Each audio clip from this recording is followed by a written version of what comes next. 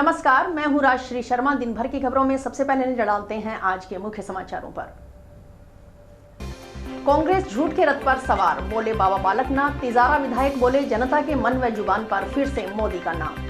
Suratgarh railway फाटक पर RUB निर्माण कार्य अगस्त तक पूर्ण होने की उम्मीद। अप्रोच रोड का कार्य 80% पूर्ण, शेड लगाने सहित कुछ अन्य कार्य होने शेष। बीटी कपास में गुलाबी सुंडी से निपटने के बताए उपाय। बीटी कपास में गुलाबी सुंडी नियंत्रण एवं प्रबंधन विषय पर 2 दिवसीय खंड स्तरीय कार्यशाला शुरू। कैंपेन चलाकर नशे के खिलाफ कार्रवाई के साथ फैलाई जाएगी जागरूकता। दुर्व्यवहार करने वाले अधिकारी कर्मचारी के खिलाफ होगी विभागीय कार्रवाई, बोले एसपी। और अब समाचार विस्तार से। तिजारा विधायक बाबा बालकनाथ का दावा है कि लोकसभा चुनाव में राजस्थान में 25 की 25 सीटें भाजपा की झोली में आएंगी। इसमें कोई संदेह नहीं है। 4 जून को यह संदेह दूर हो जाएगा। पूरी मजबूती के साथ केंद्र में लगातार तीसरी बार भारतीय जनता पार्टी रिपीट होगी। निजी दौरे पर हनुमानगढ़ आए बाबा बालकनाथ ने मीडिया के सवालों का जवाब देते हुए यह बात कही। देखिए स्काई चैनल न्यूज के रिपोर्टर प्रदीप पाल की खास रिपोर्ट। कांग्रेस की ओर से संवैधानिक संस्थाओं का दुरुपयोग करने के आरोप लगाने के सवाल के जवाब में बाबा बालकनाथ ने कहा कि ऐसा नहीं है। पहले कोई कार्यवाही नहीं होती थी, अब कार्यवाही हो रही है। तो कांग्रेस के लोग इस तरह की बातें कर रहे हैं। अब पूरी पारदर्शिता के साथ कार्यवाही हो रही है। जिन लोगों ने देश का पैसा खाया है उनके खिलाफ कार्यवाही हो रही है। जिसने गलत किया है उसे भुगतना पड़ेगा। 3 कृषि कानून वापस लेने के समय हुए समझौते की बातें लागू न होने के सवाल के जवाब में तिजारा विधायक ने कहा कि सरकार ने जो कहा वह होकर रहेगा। अब बेवजह धरने प्रदर्शन के नाम राजनीति हो रही है। चुनावी माहौल को बिगाड़ने के लिए विपक्षी दल इस प्रकार के षड्यंत्र अपने अपने तरीके से कर रहे हैं, लेकिन जनता पर इसका कोई असर नहीं है। उन्होंने कहा कि नरेंद्र मोदी के नेतृत्व में पिछले 10 सालों में देश का विकास हुआ है। जनता तक योजनाएं पहुंची हैं, चाहे सुरक्षा विकास की दृष्टि से हो या वैश्विक स्तर पर देश के आगे बढ़ने की बात हो। सभी क्षेत्रों में काम हुआ है। देश में समग्र विकास हुआ है। युवाओं को रोजगार मिला है। जनता के मन व जुबान पर फिर से मोदी का नाम है। मोदी तीसरी बार प्रधानमंत्री बनेंगे और बड़ी ताकत के साथ सरकार रिपीट होगी। कांग्रेस की ओर से केंद्र सरकार के अंदर आरएसएस से जुड़े 30,000 से अधिक लोगों को आईएएस जैसे पदों पर बैठाने के आरोप के सवाल के जवाब में बाबा बालकनाथ ने कहा कि कांग्रेस का काम आरोप लगाना है। कांग्रेस झूठ के रथ पर सवार है। कांग्रेस झूठ भ्रम की बातें जनता में फैलाने का काम कर रही है। यह बातें चुनाव तक फैलाई जाएंगी, लेकिन जनता का मन और मूड स्पष्ट है। 4 जून को परिणाम मिल जाएगा। जनता मोदी के साथ है, न कि झूठ के। मोदी का 400 पार का नारा भी निश्चित रूप से पूरा होगा। दागी नेताओं को बीजेपी में शामिल कर वॉशिंग मशीन की तरह धोने के काम में लग रहे आरोपों के सवाल के जवाब में विधायक बाबा बालकनाथ ने कहा कि ऐसा नहीं है। जिनके खिलाफ प्रकरण विचाराधीन है वह चलते रहेंगे, उन्हें कोई नहीं रोक सकता। अगर कोई पार्टी की सदस्यता ग्रहण करना चाहता है तो उसमें कोई आपत्ति नहीं है। नहीं, 25 की 25 सीटें आएंगी, इसमें कोई संदेह किसी को है तो संदेह दूर हो जाएगा आने वाली 4 जून को जी। और पूरी मजबूती के साथ में आप देखेंगे कि तीसरी बार रिपीट करेगी भारतीय जनता पार्टी, 25 की 25 सीटें को जीतेगी। ऐसे नहीं है, ये तो देखो देश में पहले कोई कार्रवाई होती नहीं थी। अभी देश में पूरी पारदर्शिता के साथ में कार्रवाई होती है।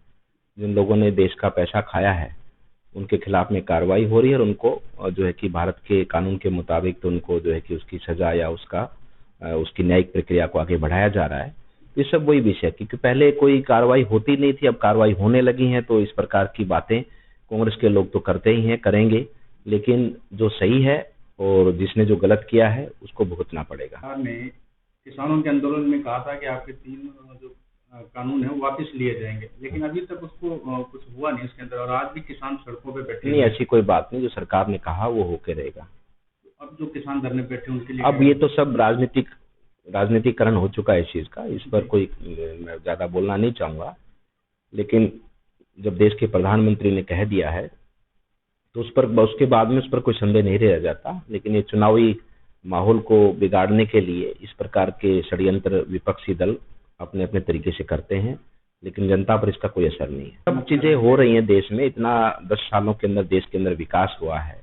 10 सालों के अंदर योजनाएं इंप्लीमेंट देश के लोगों तक पहुंची हैं योजनाएं, और देश चाहे सुरक्षा की दृष्टि से हो, देश के विकास की दृष्टि से हो, चाहे वैश्विक स्तर पर देश के आगे बढ़ने की बात हो, हम सभी विषयों पर काम हुआ है। और जनता के मन में और जनता की जुबान पर फिर से मोदी जी का नाम है, तीसरी बार मोदी जी प्रधानमंत्री जी बनेंगे। ये सब बातें चुनाव के दौरान चलाई जाती हैं विपक्ष के लोगों के द्वारा। आप भी प्रश्न पूछने के लिए कुछ ना कुछ अपनी तरफ से सवाल बनाते ही हैं, क्योंकि इस तरह की कोई नेगेटिविटी केंद्र सरकार के प्रति देश की जनता की है नहीं। लेकिन चुनाव है, चुनाव के दौरान आप लोग भी या विपक्ष के लोग भी कुछ ना कुछ बातें बनाते हैं, लेकिन इन सब बातों का परिणाम आने वाली 4 जून को आपको देखने को मिलेगा कि मोदी जी तीसरी बार प्रधानमंत्री जी बनेंगे और बड़ी ताकत के साथ में सरकार रिपीट होगी। सर, युवाओं को रोजगार की बात करी थी, 1 साल में 2 करोड़ युवाओं को रोजगार देने की बात करी थी, वो भी अभी तक नहीं। देखिए, आपका मानना है ना, ये भारत सरकार के डाटा देखेंगे तो उसमें देश के लोगों को, चाहे गवर्नमेंट सेक्टर हो चाहे प्राइवेट सेक्टर हो, इसमें बहुत तरह के रोजगार मिले हैं और निरंतर मिलते रहेंगे। ये तो सतत प्रक्रिया है, ये कभी रुकती नहीं है और कभी इन पे पूर्ण विराम लगता नहीं है। ये तो चलता रहता रूटीन में, और रोजगार उत्पन्न होते रहते हैं, रोजगार नए बच्चे लगते रहते हैं, पुराने रिटायर होते रहते हैं। तो इसमें कोई ऐसी बात नहीं है। मैं मानता हूं कि देश में समग्र विकास हुआ है, समग्र शब्द में सब कुछ जुड़ जाता है। पुलिस अधीक्षक विकास सांगवान ने गुरुवार को एसपी ऑफिस के सभागार में मासिक क्राइम मीटिंग ली। बैठक में एएसपी, सीओ व थाना प्रभारी मौजूद रहे। मीटिंग में नशा तस्करी, राज्य स्तरीय एवं रेंज स्तरीय चलाए गए विभिन्न अभियान, पेंडिंग फाइल्स का जल्द निस्तारण आदि मुद्दों पर चर्चा की गई। मीटिंग में एसपी ने अपराध के अनुसंधान के आंकड़ों का रिव्यू किया। विशेष तौर पर जो प्रकरण 1 साल से अधिक समय से पेंडिंग है या चालान एफआर कोर्ट में पेश करनी शेष है के संदर्भ में समीक्षा की। इसके अलावा अवैध शराब की बिक्री, सट्टे की सूचना की शिकायतों के संबंध में एसएचएफ को निर्देशित किया कि अधिकतम कार्रवाई की जाए। अवैध नशे के खिलाफ जो भी सूचना प्राप्त होती है उस पर तुरंत रेस्पॉन्स देते हुए अधिक से अधिक कार्यवाही करें। इसके अलावा ऐसे कैफे जिन पर अवैध अनैतिक कार्य होने की सूचना मिल रही है उन पर नजर रखने और उचित विधिक कार्रवाई करने के निर्देश एसपी ने दिए। मीटिंग के बाद मीडिया से बात करते हुए एसपी ने बताया कि लोकसभा चुनाव के बाद भी जिले में नशे के खिलाफ लगातार कार्रवाई की जा रही है। एक्साइज व एनडीपीएस एक्ट में निरंतर कार्यवाही जारी रहेगी। अवैध नशे पर अंकुश लगाना पुलिस की पहली व सबसे बड़ी प्राथमिकता है। इस संबंध में जिला कलेक्टर के साथ भी चर्चा की गई है। इसको लेकर रूपरेखा तैयार की जा रही है। शीघ्र ही कैंपेन चलाकर कार्रवाई करने के साथ जागरूकता लाने का कार्य किया जाएगा। उन्होंने बताया कि अगर कोई व्यक्ति अनैतिक कार्य होने वाले कैफे के बारे में पूरी जानकारी देगा तो पुलिस कार्रवाई करेगी। देखिए, आज मेरे द्वारा साथ में एडिशनल एसपी, सीओज और समस्त एसएचओज की जो मंथली क्राइम मीटिंग है वो ली गई, जिसमें अपराध के जो अनुसंधान के आंकड़े हैं उनको रिव्यू किया गया। विशेष तौर पर जो प्रकरण काफी लंबे समय से पेंडिंग है, 1 वर्ष से अधिक पेंडिंग है या चालान एफआर कोर्ट में पेश करने शेष हैं, उनके संदर्भ में समीक्षा की गई। इसके अतिरिक्त कुछ शिकायतें जो कई माध्यमों से आ रहे थे, जैसे कि अगर माइनर एक्ट की कार्रवाइयां हैं, चाहे वो अवैध शराब की बिक्री कहीं पे है, सट्टे की सूचना है, उसके लिए भी हमने जो एसएचओज हैं उनको डायरेक्शंस दिए हैं कि इसमें मैक्सिमम कार्रवाई। अवैध नशा है, इसके खिलाफ जो भी सूचना प्राप्त होती है उसको तुरंत रिस्पॉन्स दें और इस पर अधिक से अधिक कार्रवाई करें। साथ ही हमने जो कुछ ऐसे कैफेज हैं जिनकी सूचना बार बार हमें प्राप्त हो रही थी, जहाँ पे अवैध अनैतिक कार्य किए जा रहे हैं, उनके ऊपर भी नजर रखने की और उचित कार्रवाई, उस पर जो विधिक कार्रवाई है वो करने के निर्देश दिए गए। ये रेगुलर मंथली क्राइम मीटिंग थी, जिसमें जो हमारे आंकड़े हैं उनकी समीक्षा की गई और इनकी प्रोग्रेस नेक्स्ट मंथ जो है फिर से रिव्यू की जाएगी। थानों में पुलिस अधिकारियों का परिवादियों के प्रति व्यवहार सही नहीं होने के सवाल के जवाब में एसपी ने कहा कि यह समस्या काफी समय से आ रही है। थाना प्रभारी व अन्य कर्मचारियों को समय समय पर व्यावहारिक प्रशिक्षण भी दिया जाता है। उन्होंने मीटिंग में भी एसएचओ को सख्त निर्देश दिए हैं कि यदि दुर्व्यवहार की बात सामने आती है तो जांच करवा संबंधित अधिकारी कर्मचारी के खिलाफ विभागीय कार्रवाई की जाएगी। एसपी के अनुसार इस तरह के 2-3 प्रकरण उनके सामने आए हैं, उनकी जांच चल रही है, निश्चित रूप से उन पे एक्शन लिया जाएगा। एसपी ने बताया कि जिले की पेंडेंसी करीब 30% के आसपास है। हालांकि पुलिस मुख्यालय के जो टारगेट है वह वर्ष के अंत तक 10% है। चूंकि पहले विधानसभा व फिर लोकसभा चुनाव संपन्न हुए हैं, अब पुलिस का लगातार फोकस पेंडेंसी कम करने पर रहेगा। इसमें मेरा बस जो भी इसमें सूचना करता होगा उससे ये गुजारिश रहेगी कि हमने अपने कंट्रोल के नंबर भी और जो हेल्पलाइन नंबर है वो शेयर किए हैं। मैं चाहूँगा कि आपके माध्यम से भी उसे प्रसारित किया जा सके, और उसी के थ्रू अगर हमें आप स्पेसिफिक जानकारी देंगे, कैफे संचालित तो है लेकिन कहाँ संचालित है, कौन सा कैफे है, अगर स्पेसिफिक होंगे तो जरूर मैं उस पर स्पेसिफिक कार्रवाई इसमें करवाऊंगा। इसमें केबिन का नियम है सर, केबिन बना नहीं सकते हैं। देखिए शुरू में आदेश निकाले हैं उसमें बेसिकली हाँ डेफिनेटली उसके संदर्भ में आज मैंने वो पढ़ा, और न्यूज़ कटिंग भी जो आप लोगों के द्वारा पेश की गई उसमें कि नौहर में कुछ ऐसी शिकायतें आ रही थी, सगरिया में भी पूर्व में ऐसी कोई शिकायतें आई हैं।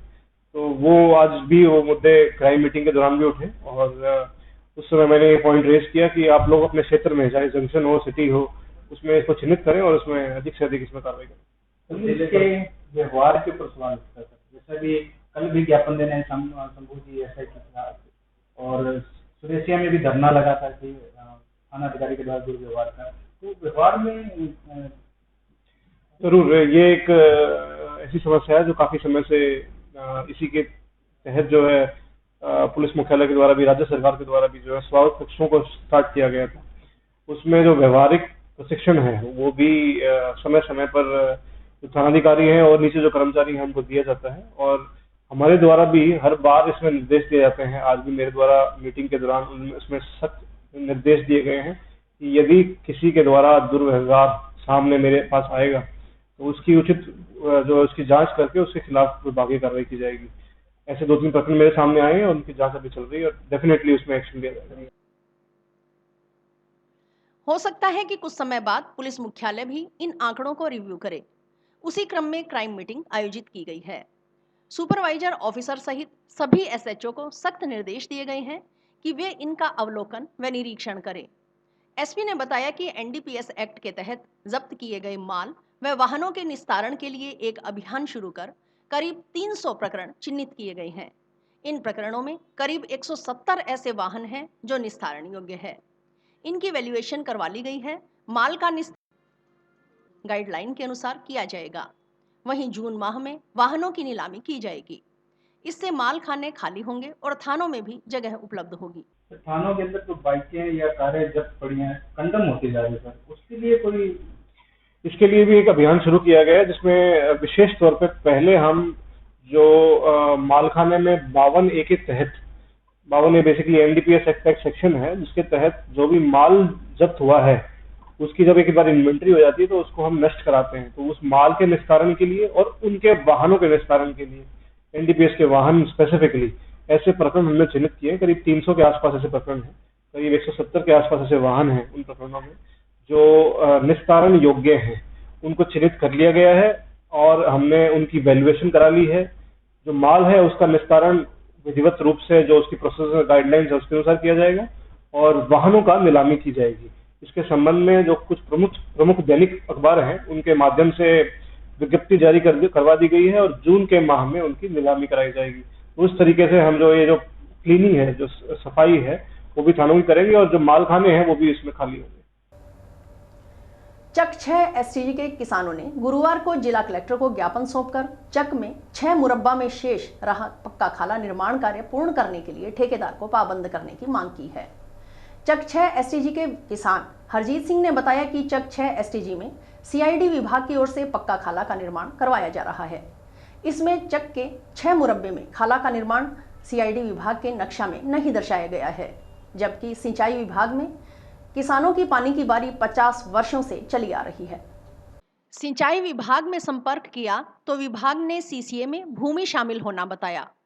इस पर अधिशासी अभियंता जल संसाधन खंड द्वितीय हनुमानगढ़ ने कार्यवाही करते हुए अपने कार्यालय आदेश के जरिए जल मार्ग व नाका स्वीकृत कर नहर अध्यक्ष बीके 134 को आदेश की प्रति उपलब्ध करवाई।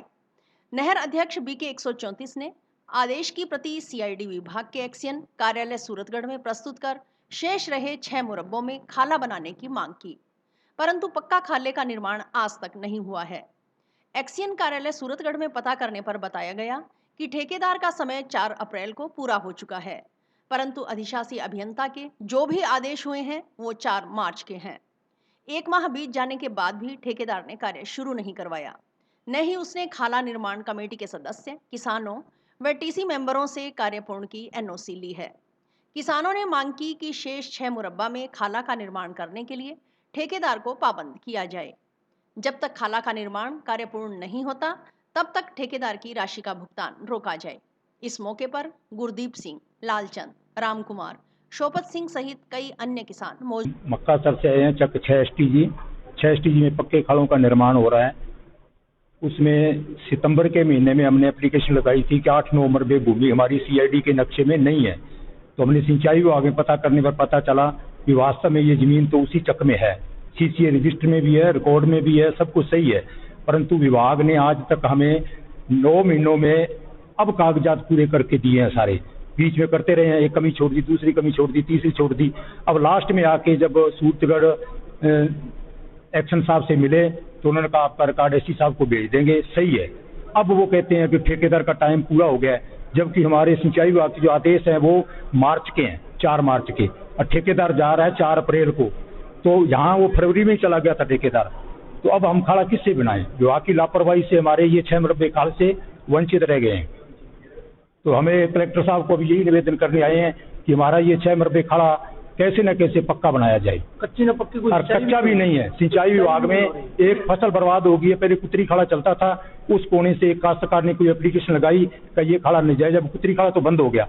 और जो स्वीकृत किया है वो 6 महीने बाद स्वीकृत हुआ है। तो ये गेहूं की जो पूरी फसल है ये किसी भी काश्तकार के नहीं हुई। सदर थाना पुलिस ने लोहे की पाइपों से लैस होकर खेत में घुसकर मारपीट करने के प्रकरण में 2 आरोपियों को गिरफ्तार किया है। पूर्व में पुलिस इस प्रकरण में 3 आरोपियों को गिरफ्तार कर चुकी है। जांच अधिकारी ASI गुरुबचन सिंह ने बताया कि 22 जनवरी को भूपेंद्र निवासी पक्का भादवा ने पर्चा बयान के जरिए मुकदमा दर्ज करवाया था कि वह उसका चचेरा भाई प्रदीप चक 30 LLW स्थित खेत में पानी की बारी लगा रहे थे। नाका बांधते हुए 6 अज्ञात व्यक्ति लोहे की पाइपों से लैस होकर खेत में घुसे और उससे वह उसके चचेरे भाई प्रदीप के साथ मारपीट की। जांच अधिकारी के अनुसार इस प्रकरण में पूर्व में 3 आरोपियों को गिरफ्तार कर न्यायिक अभिरक्षा में जेल भिजवाया जा चुका है। अब इस प्रकरण में वांछित आरोपी सिप्पी उर्फ कृष्णलाल निवासी चूनावड़ व दीपक उर्फ दीपू निवासी चूनावड़ को उनके घरों से दस्तयाब किया। थाना लाकर पूछताछ के बाद दोनों को गिरफ्तार किया। गुरुवार को दोनों आरोपियों को न्यायालय में पेश कर 1 दिन का PC रिमांड मंजूर करवाया है। रिमांड अवधि के दौरान वारदात में इस्तेमाल लोहे की पाइप आदि की बरामदगी के प्रयास किए जा रहे हैं। जांच अधिकारी के अनुसार पारिवारिक रंजिश के चलते आरोपियों की ओर से मारपीट किए जाने की बात सामने आई है। 22 जनवरी 2024 को परिवादी भूपेंद्र के पर्चा बयान पे दर्ज FIR नंबर 33/24 इसमें आरोपियों ने भूपेंद्र और उसके चचेरे भाई को उनके खेत में आके लोहे की पाइपों से मारपीट किया था, जिससे उसकी टांग के फ्रैक्चर आया था। में पहले 3 आरोपी गिरफ्तार कर जेसी करवाए जा चुके हैं। कल उन्हीं में से शेष रहे 2 आरोपी सिप्पी उर्फ कृष्णलाल सन पृथ्वीराज बाजीगर निवासी चूनावड़ और दूसरा आरोपी दीपक उर्फ दीपू सनफ भंवरलाल नायक निवासी चूनावड़, दोनों को उनके घर से दस्तयाब कर लाए, बाद पूछताछ में गिरफ्तार किया। बीटी कपास में गुलाबी सुंडी नियंत्रण एवं प्रबंधन विषय पर 2 दिवसीय खंड स्तरीय कार्यशाला गुरुवार को जिला मुख्यालय स्थित आत्मा सभागार में शुरू हुई। कार्यशाला के उद्घाटन मौके पर आयोजित कार्यक्रम की अध्यक्षता जिला कलेक्टर कानाराम ने की। कार्यशाला में संयुक्त निदेशक उद्यान डॉक्टर राजेंद्र खीचड़, संयुक्त निदेशक कृषि विस्तार योगेश कुमार वर्मा, पूर्व क्षेत्रीय निदेशक प्रोफेसर BS यादव, हरबंस सिंह, अतिरिक्त निदेशक doctor Sualal Jat, Ishwar Lal Yadav, doctor Rishi Kumar, doctor Satish Sharma, deputy director Milan Singh, सहायक निदेशक BR बाकोलिया, राम प्रताप गोदारा के अलावा खंड स्तर के प्रगतिशील किसान, तीनों जिलों के कृषि विभाग के अधिकारी शामिल हुए। कार्यशाला में वैज्ञानिकों ने गुलाबी सुंडी प्रबंधन के विभिन्न तरीके बताए। उन्होंने बताया कि गुलाबी सुंडी के प्रभावी प्रबंधन के लिए किसान बनझटियों को खेत के आसपास एकत्रित नहीं करें तथा भंडारित कपास को ढक कर रखें, जिससे गुलाबी सुंडी के पतंगे खेतों में फसल पर अंडे नहीं दे पाएंगे। कार्यशाला को संबोधित करते हुए जिला कलेक्टर कानाराम ने कहा कि वे 10 दिन पहले अनाज मंडी से किसानों से मिले थे तब हुई चर्चा में हर एक किसान आशंकित था। किसानों का कहना था कि पिछली बार गुलाबी सुंडी की वजह से काफी नुकसान हुआ था, लेकिन यह निश्चित है कि किसान कपास की बिजाई अवश्य करेगा। पिछले साल जो नुकसान हुआ है, अगले साल भी उसी तरह का नुकसान होता है तो यह कृषि विभाग, कृषि विज्ञान और प्रशासन सबका फेलियर है कि अधिकारी यह सब जानते हुए भी किसानों को जागरूक नहीं कर पाए और बीटी कॉटन में फिर से इतना बड़ा नुकसान हो गया। जिला कलेक्टर ने कहा कि सही समय पर यह कार्यशाला हो रही है। हम सबकी पहली जिम्मेदारी है कि पिछली बार जो गलतियां हुई उसकी पुनरावृत्ति न हो। विभिन्न तरह की कार्यशालाएं कर किसानों को जागरूक करें ताकि गुलाबी सुंडी का प्रबंधन बेहतर तरीके से किया जा सके। संयुक्त निदेशक कृषि विस्तार योगेश कुमार वर्मा ने बताया कि कपास इस क्षेत्र की खरीफ की बड़ी फसल है। पिछले 2 सालों में 2,12,000 हेक्टेयर में कपास में किसानों को लगभग 9% से 90% तक नुकसान हुआ। विभाग इस बार पूर्णतया सजग है कि किसानों की मदद की जा सके, इसलिए विभिन्न विभागों के समन्वय से कृषि विभाग ने काम किया। सबसे पहले अवशेषों को मनरेगा से जोड़ा। जो जिनिंग फैक्ट्री में कॉटन पड़ी हुई थी उसके बिनोले को नष्ट करने का काम किया। उद्योग विभाग से संपर्क किया। खासतौर पर बुआई समय से काफी पहले हो रही थी, उसकी वजह से प्रकोप बढ़ रहा था। सरकार से व्यवस्था कर विभाग ने सही समय पर बुआई करवाई।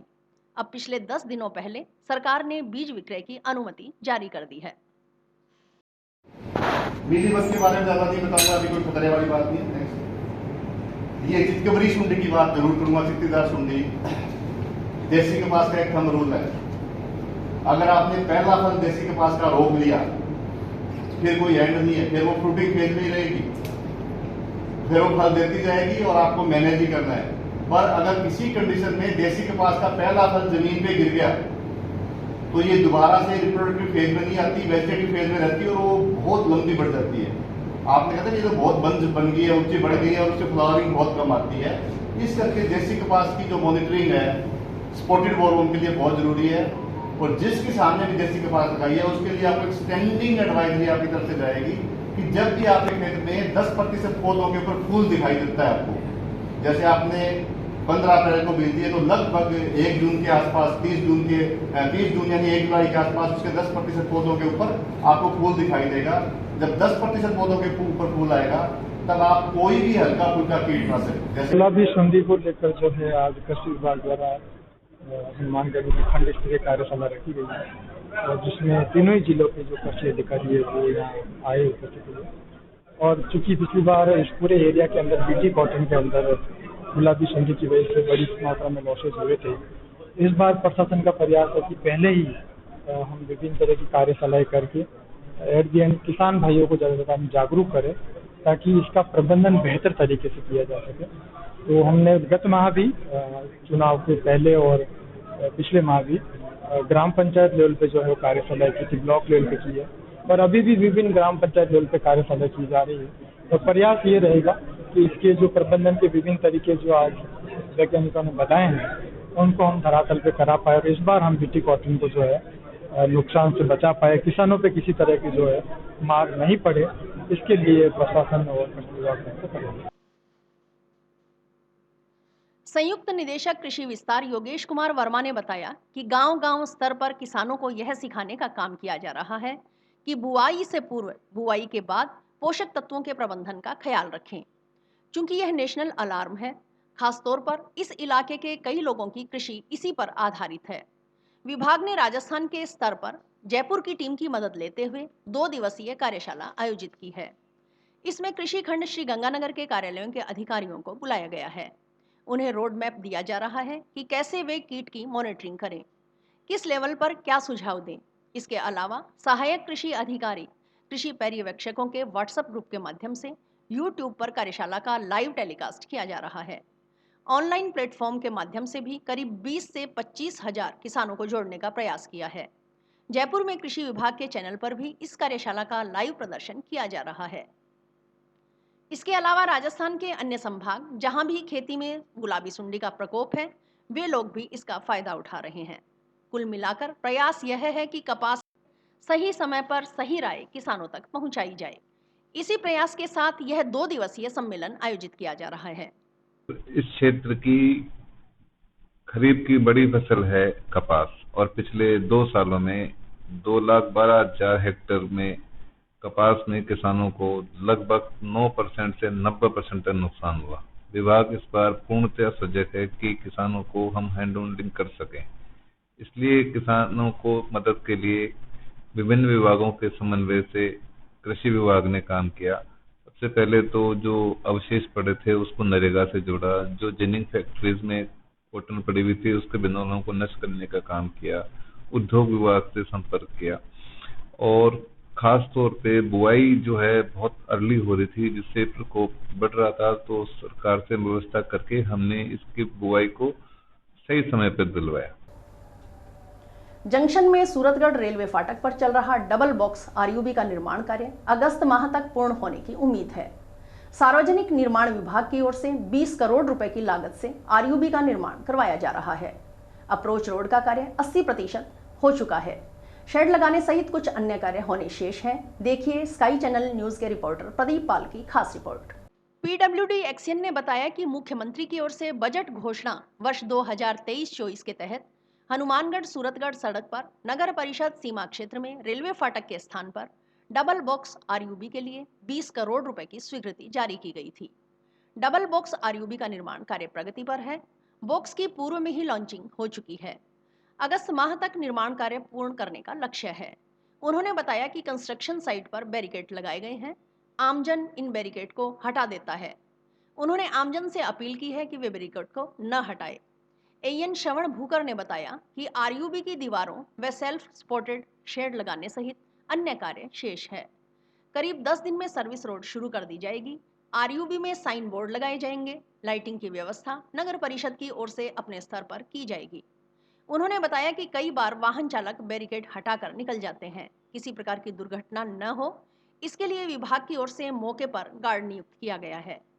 निर्माण कार्य में इस्तेमाल की जा रही सामग्री की विभागीय मापदंडानुसार समय समय पर जांच की जाती है। आरसीसी का कार्य कनिष्ठ अभियंता की मौजूदगी में करवाया जाता है। ये हनुमानगढ़ श्री गंगानगर ट्रैक पर बन रहा है, एलसी नंबर 179 नंबर पर, ठीक है। और इसकी लागत है 20 करोड़ और ये बजट घोषणा 23-24 में एसआर स्कीम के अंदर सैंक्शन हुआ है और इसमें डबल बॉक्स आरयूबी बनेगा और अप्रोच वर्क का काम इसमें 80% हो चुका है और लॉन्चिंग इसकी हो चुकी है पहले से और रूफ कास्ट जो है अभी बाकी है और अगस्त में से कंप्लीशन होने की पूरी मतलब हमारे टारगेट है। और इसके अलावा कंस्ट्रक्शन साइट पे बैरिकेड लगा रखे हैं। आम पब्लिक को भी हमारा निवेदन है कि बैरिकेड बार बार ना हटाए, हम बार बार लगाते हैं वो हटा देते हैं ताकि सुरक्षा रहे और काम। आरयूबी में अभी काम अप्रोच का काम चल रहा है। इसकी फ्लोरिंग का काम अभी बाकी है, कुछ दीवारों का काम बाकी है और इसमें सेल्फ सपोर्टेड जो है वो सेट लगना है, उसका काम अभी बाकी है जिसको अभी शुरू करना है। इसके अलावा सर्विस रोड अभी 10 दिन में हम चालू कर रहे हैं और बाकी काम ऑलमोस्ट अगस्त तक हम इसको पूरा करने की कोशिश है हमारी, कर देंगे इसको। जिला कलेक्टर कानाराम ने कहा कि जलवायु परिवर्तन की वैश्विक समस्या का समाधान पेड़ पौधे ही हैं। हम इनके महत्व को समझते हुए सघन और सुरक्षित पौधारोपण करना चाहिए। पर्यावरण के संरक्षण और प्रदूषण को दूर करने में इनकी अहम भूमिका है। इसलिए इस मानसून में आमजन को जोड़ते हुए पौधारोपण के अभियान चलाएं। जिला कलेक्टर गुरुवार को कलेक्ट्रेट में मानसून में पौधारोपण तैयारियों की समीक्षा बैठक को संबोधित कर रहे थे। उन्होंने कहा कि हमें आमजन में जागरूकता फैलानी होगी कि पौधों के बिना जीवन सुरक्षित नहीं है। पेड़ पौधों से ही अच्छी वर्षा और फसलें होंगी, जिले में खुशहाली आएगी। उन्होंने कहा कि पौधारोपण कार्यक्रमों में अधिकाधिक लोगों की भागीदारी सुनिश्चित की जाए। उन्होंने कहा कि पौधे लगाने से ज्यादा उनकी देखभाल करना महत्वपूर्ण है। हमारी जिम्मेदारी है कि आज लगाए पौधे जब तक पेड़ बने तब तक उनकी पूरी सुरक्षा हो। उन्होंने कहा कि महात्मा गांधी नरेगा श्रमिकों को भी पौधारोपण में शामिल किया जा सकता है। पौधे ऐसे स्थानों पर ही रोपें जहां वे सुरक्षित रहे और भविष्य में कोई निर्माण नहीं हो। इनमें क्षेत्र के भामाशाहों, समाज सेवियों, सामाजिक संस्थाओं, गैर सरकारी संस्थाओं का सहयोग लें। जिला परिषद की मुख्य कार्यकारी अधिकारी सुश्री सुनीता चौधरी ने कहा कि निर्धारित लक्ष्यों से अधिक पौधे लगाने की पहल करनी चाहिए। डीएफओ ने बताया कि वन विभाग ने 10 लाख से अधिक पौधे वितरित करने के लिए तैयार किए हैं। इस अवसर पर नगर परिषद आयुक्त सुरेंद्र यादव, पंचायत समितियों के विकास अधिकारी, मानव उत्थान सेवा समिति, गोलूवाला वृक्ष मित्र सेवा संस्था, पर्यावरण पाठशाला सहित पौधारोपण और पर्यावरण संरक्षण से जुड़े गणमान्य लोग उपस्थित थे।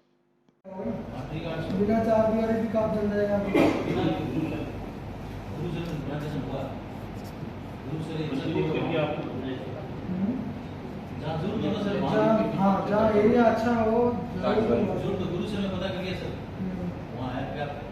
अभी कमरा नहीं देखते हैं सर, उसमें दो है, देख के वो। और इसी के साथ समाचार समाप्त हुए। रोजाना देखते रहिए समाचार। नमस्कार।